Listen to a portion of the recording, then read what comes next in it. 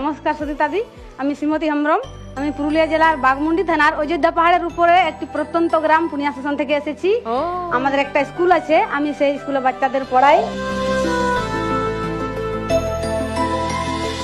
তোমার স্কুলের গল্প একটু বলো, কবে শুরু করলে, কি ভেবে শুরু করলে পাহাড়ের ডগা স্কুল? আমি একটু ছোটবেলা থেকে আমার গল্প বলি। আচ্ছা। আমার যখন জন্ম হয় তখন বাড়ির কেউ খুশি ছিল না,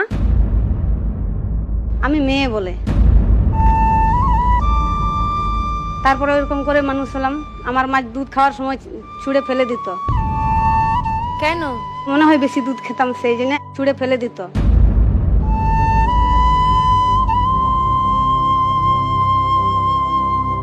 তারপরে এরকম করে বড় হলাম। বড় হওয়ার জায়গায় একটা মাটির বাড়ি, মোটামুটি 100-150 বাচ্চা পড়তো। হোস্টেলেও ছিল। হোস্টেলও আছে সেখানে? অনেকেই আসতে পারে না, আপ ডাউন করতে পারে না, তখন বলতো যে তোমরা হোস্টেল চালু করো, আমাদের বাচ্চাকে এখানে রাখবো। তখন আমরা হোস্টেল চালু করলাম।